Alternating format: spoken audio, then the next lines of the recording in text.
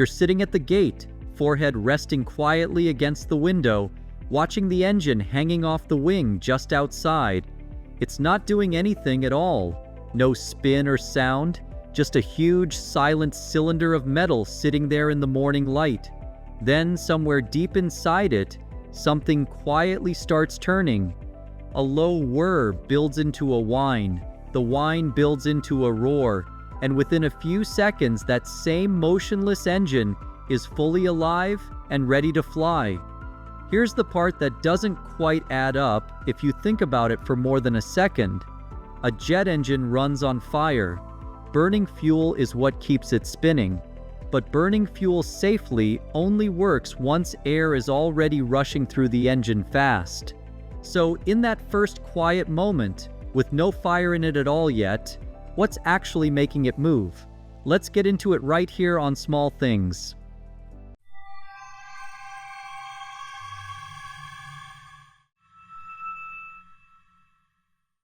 Spin first, burn second. So what's actually happening in that first quiet moment before the whine even starts?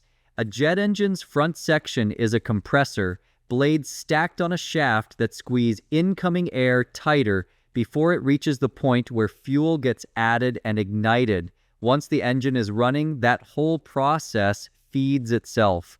Burning fuel spins a turbine, the turbine spins the compressor, and the compressor keeps feeding the fire enough air to keep burning.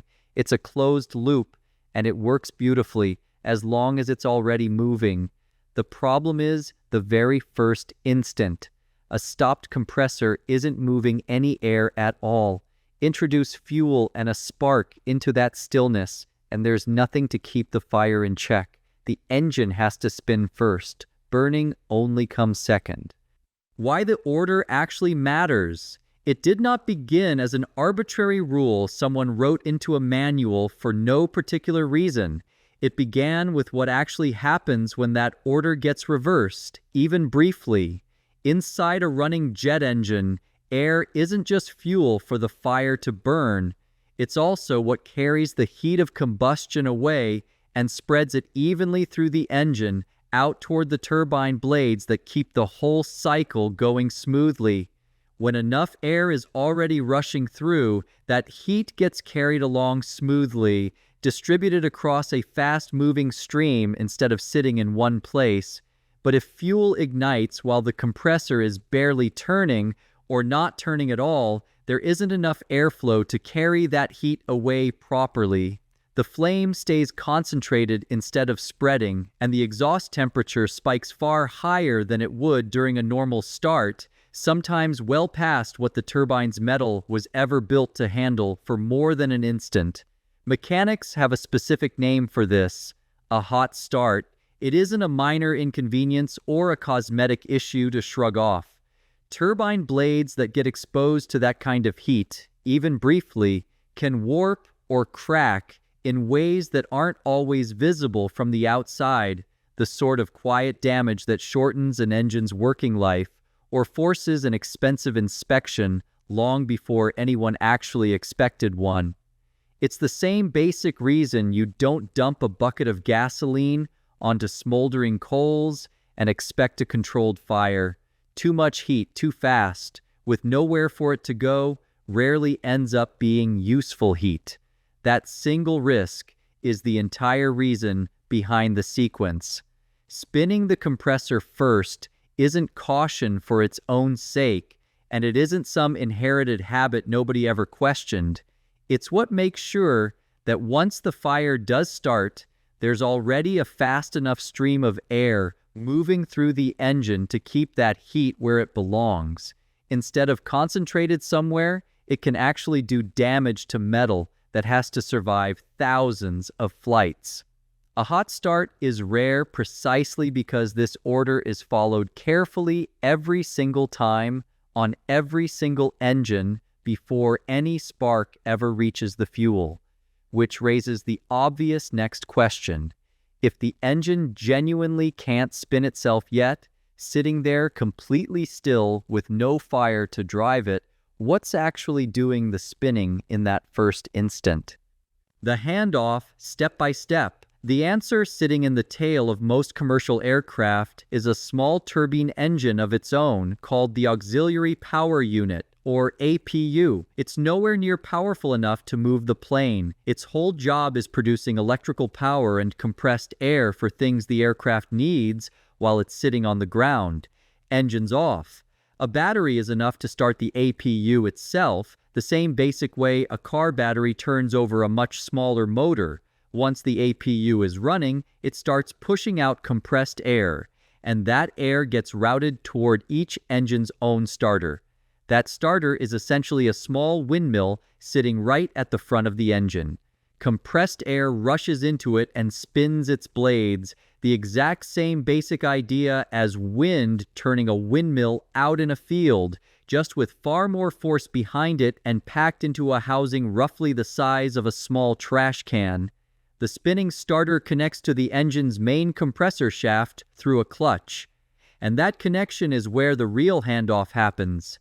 The clutch itself works something like a bicycle freewheel, the same mechanism that lets you stop pedaling downhill without the pedals spinning your legs along with the wheel. While the starter is spinning faster than the engine core, the clutch locks the two together and the starter's motion transfers directly into the compressor, dragging it up to speed step by step.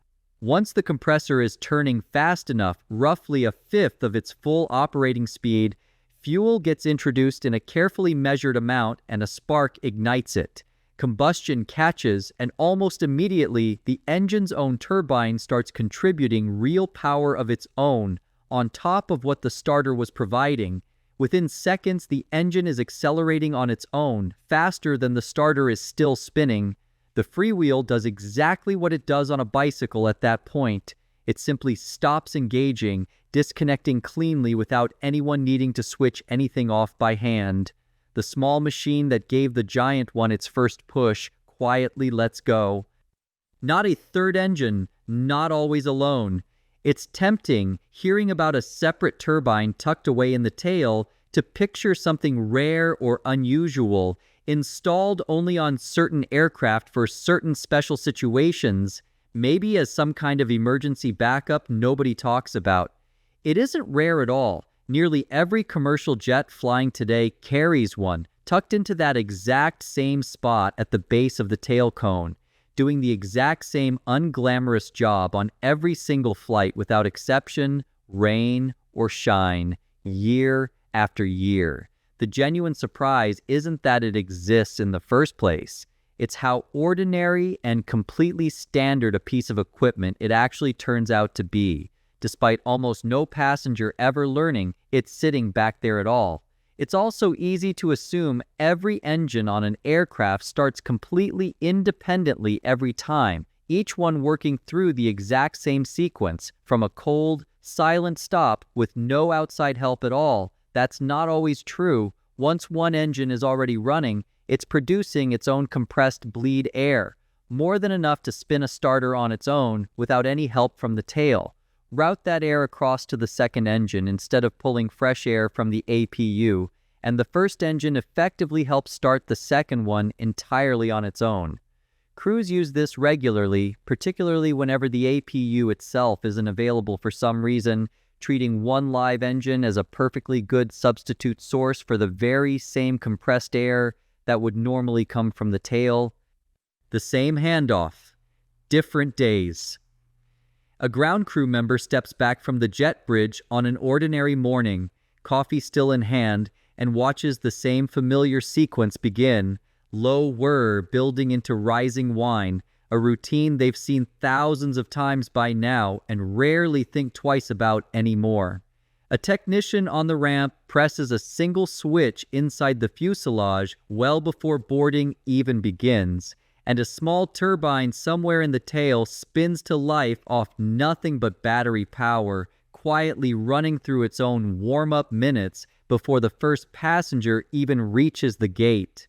A maintenance crew connects a ground cart to the fuselage early on a morning when the APU itself refuses to start, feeding the exact same kind of compressed air into the exact same starter, just from a machine parked temporarily on the tarmac instead of a turbine built into the tail of the aircraft. High over the Indian Ocean in 1982, a British Airways crew facing all 4 engines gone completely silent, at once let the aircraft glide and pointed its nose down toward denser air below, using nothing but oncoming wind forced through the stopped engines to get them windmilling again, just enough rotation for fuel and ignition to finally catch again and bring the engines roaring back to life one after another.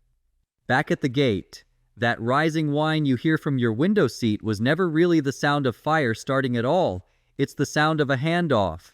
A battery waking a small turbine in the tail, that turbine pushing compressed air into a tiny windmill, the windmill dragging a giant compressor up to speed through a clutch that lets go the instant it's no longer needed.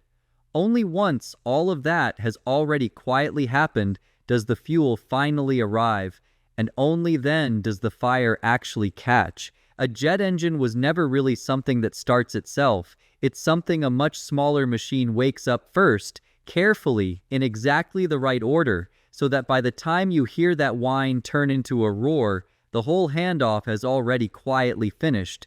If this changed the way you listen to that sound at the gate, the next time you're waiting to fly somewhere new and far away, let us know in the comments below what you want us to explore next in a future video. We might make it our next episode.